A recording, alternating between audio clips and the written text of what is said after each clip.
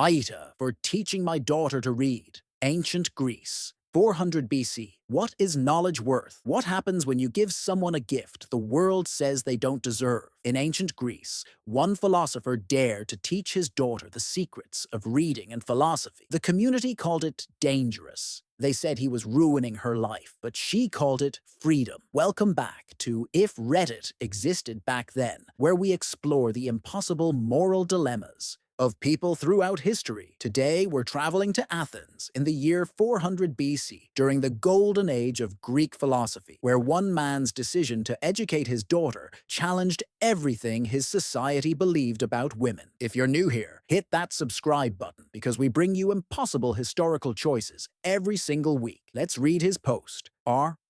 Athenian citizens, posted by user philosopher Demetrios. In the year 400 BC, title: Am I the asshole for teaching my daughter to read and study philosophy when everyone says I'm destroying her future? My name is Demetrios of Athens. I am 52 years old. I've spent my life in pursuit of wisdom, studying under the great teachers, debating in the agora, writing treatises on ethics and the nature of the soul. I'm not famous like Socrates or wealthy like Plato, but I've earned respect as a thinker and a teacher. I have 3 children, 2 sons who are being educated in the finest traditions of Athens, and 1 daughter, Althea, who is 14 years old and the brightest mind I've ever encountered. For the past 5 years, I've been teaching Althea to read, to write, to think. I've shared with her the works of Homer and Hesiod, the philosophies of Pythagoras and Heraclitus, the mathematics of Thales. I've taught her to argue, to question,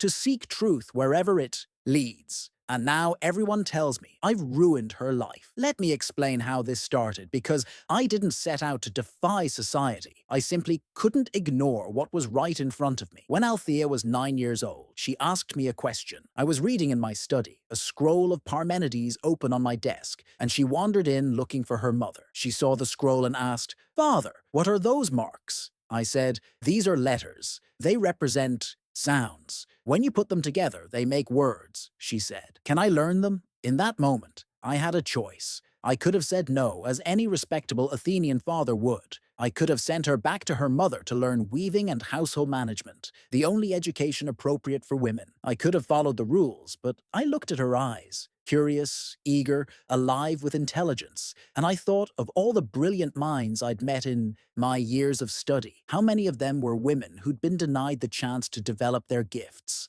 How much wisdom had humanity lost because we refused to educate half our population? So I said yes. I didn't tell anyone at first. It was our secret, Althea's and mine. Every afternoon, after she finished her household duties, she would come to my study. I taught her the alphabet, then simple words, then sentences. Within a year, she was reading Homer ons, her own. Her progress was remarkable. She absorbed knowledge like a sponge absorbs water, concepts that took my sons months to grasp. She understood in days. She asked questions that made me reconsider ideas I'd held for decades. By the time she was 12, she was reading philosophy, real philosophy, Heraclitus on change and permanence, Parmenides on being and non-being, Pythagoras on numbers and the harmony of the spheres. She didn't just read these texts, she argued with them. She found contradictions. She proposed solutions. I remember the day she came to me with a critique of Zeno's paradox. She was 12 years old, and she'd identified a logical flaw that trained philosophers had missed for generations.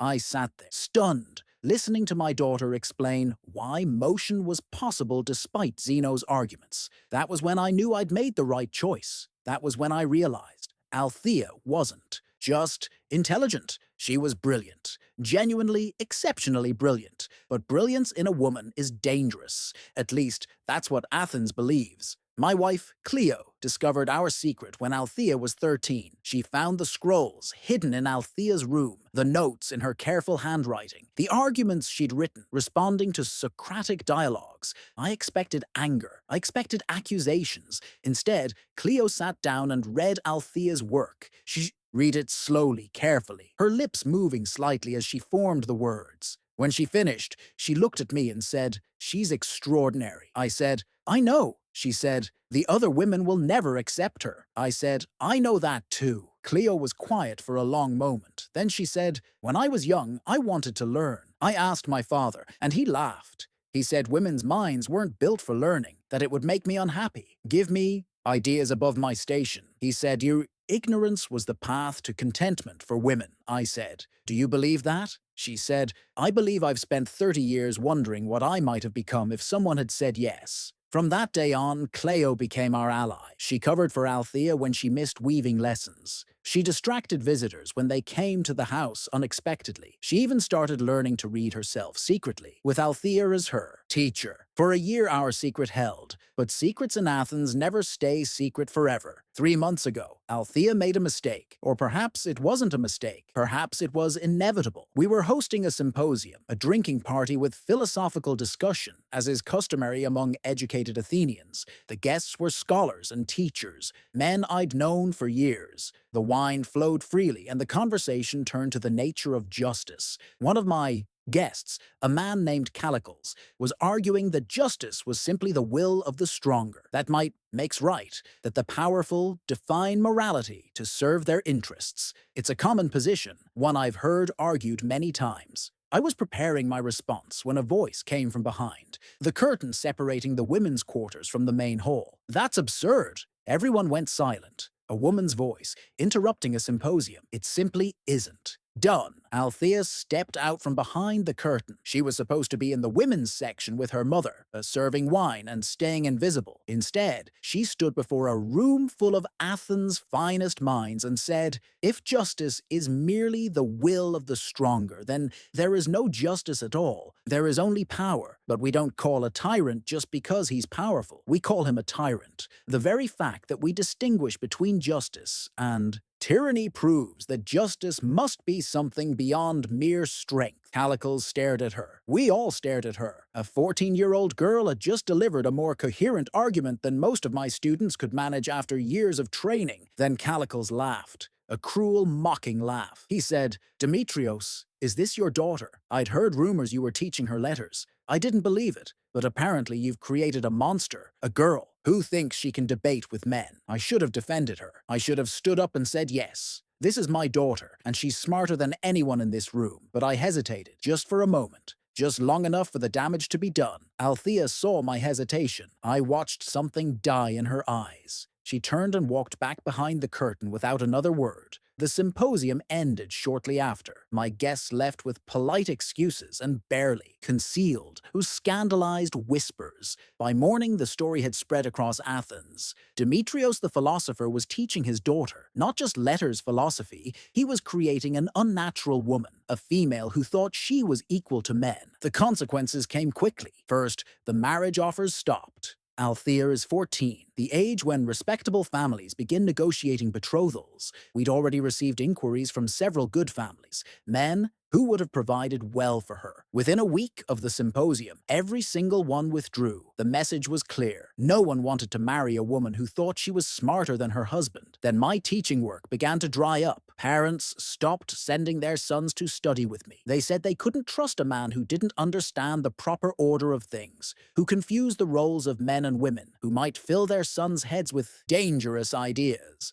My oldest friends started avoiding me in the agora. When I approached them, they made excuses. They had somewhere to be. They'd talk later. Later never came. Even my sons have suffered. Nicholas, my eldest, was rejected from an apprenticeship with a prominent architect. The architect said he couldn't take on the son of a man who was corrupting natural order. My younger son, Alexandros, has been mocked by his peers. They call him brother of the reading girl. He came home crying last week. Cleo has held firm, but I can see the strain. The other women won't speak to her at the market. They whisper when she passes. Our household is becoming isolated, cut off from the community that once respected us. And Althea, my brilliant, wonderful daughter. She hasn't spoken to me in a week. After the symposium, she retreated to her room. She stopped reading, stopped writing, stopped asking questions. When I try to talk to her, she just looks at me with those dead eyes and says, "What's the point, Father? You gave me a mind, but the world says I can't use it. You showed me the light, then taught me that I'll spend my life in darkness." She's right. That's the worst part. She's absolutely right.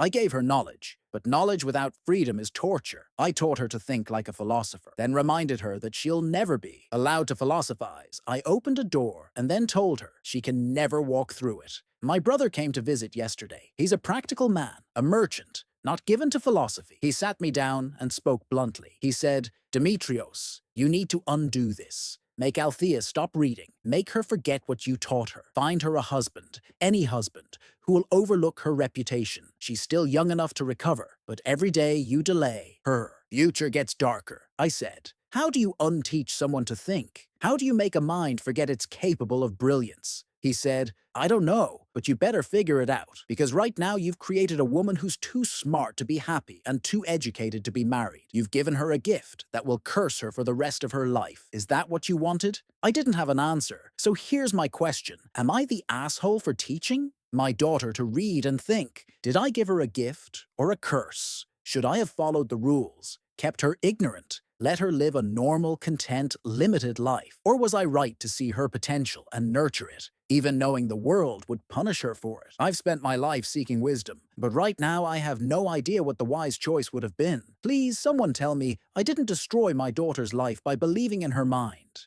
Let's check the comments from his fellow Athenians and others who weighed in on his impossible situation. Top comment from user Playa Wife of Demetrios. "I'm his wife. I want to say something publicly. Demetrios didn't destroy our daughter. The world that refuses to see her brilliance is destroying her. I spent my whole life being told I was lesser, that my mind was smaller, weaker, built for domestic tasks and nothing more. I accepted it because I didn't know any better. But now I watch my daughter read philosophy, and I see what I could have been, what all women could be. If Demetrios is guilty of anything, it's showing us the truth, that we're not lesser, we're just denied. And that's not a gift or a curse. It's a revelation." Reply from philosopher Demetrios. "Cleo, I love you. I'm sorry for what this has cost our family." Reply from Cleo, wife of Demetrios. "Don't be sorry. Be proud. Our daughter is extraordinary. The shame belongs to those who can't see it." Comment from user Calicle's Tormentor. "I was at that symposium. I heard the girl speak, and I'll admit something I wouldn't say publicly. Her argument was better than mine. Tighter, clearer,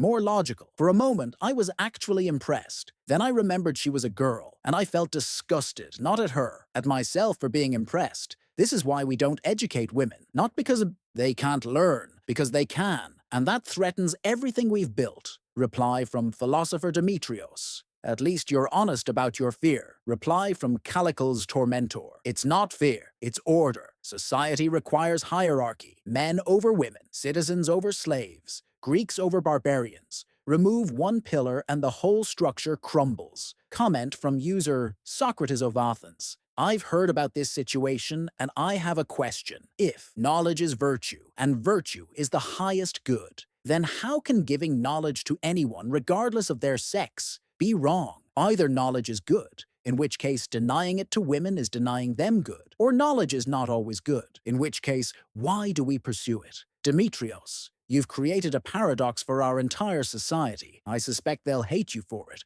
but history may thank you." Reply from philosopher Demetrios. "Thank you, Socrates, though I suspect history will forget both of us." Comment from user Althea, daughter of Demetrios. "I'm the daughter everyone's discussing. My father doesn't know I'm writing this. He thinks I've given up, but I haven't. I'm angry. I'm so angry I can barely breathe. Not at my father, at the world that tells me my mind is worthless because of what's between my legs. They want me to forget what I've learned. I can't. It's part of me now. They want me to pretend to be stupid so some man will marry me. I'd rather die. My father gave me the greatest gift anyone has ever given me. He treated me like I mattered, like my thoughts were worth hearing, like I was a person, not a possession. If that ruins my life, then my life was never really mine to begin with. And if that's true, what exactly am I losing?" Reply from philosopher Demetrios. "Althea, my brilliant girl, I'm so sorry." Reply from Althea, daughter of Demetrios. "Don't be sorry, father. Be my teacher again. I'm not done learning." Comment from user Architect Phidias. "I rejected his son for apprenticeship. I want to explain why. It's not personal. Demetrios is a fine philosopher, but I have a reputation to protect.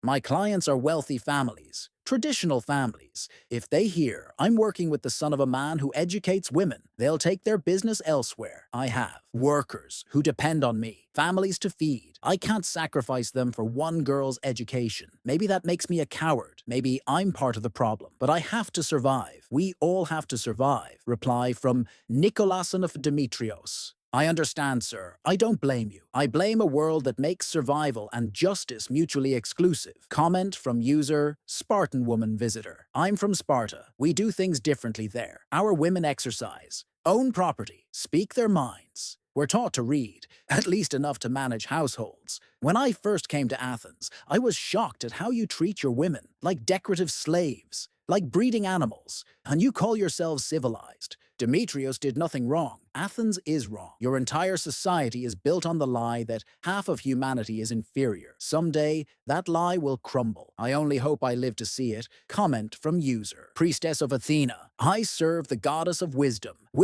And every day I watch men worship her while denying wisdom to their daughters. The hypocrisy is staggering. Athena was born from Zeus's head, fully formed, armored, brilliant. She represents knowledge, strategy, craft. And yet you say women cannot learn. You insult the goddess with every daughter you keep ignorant. Demetrius honors Athena more than any of you. Comment from user, father of daughters. I have 3 daughters. I've never taught them letters, never even considered it. After reading this thread, I can't stop thinking about what they might have become, what they still might become. My youngest is only 6. Is it too late? Should I try? Or will I just be setting her up for the same pain Althea feels? I don't know. I genuinely don't know. But for the first time, I'm questioning something I never questioned before. Maybe that's worth something. Reply from philosopher Demetrios. It's never too late, and the pain of knowing is better than the numbness of ignorance. At least that's what I believe. Ask your daughter what she thinks. Comment from user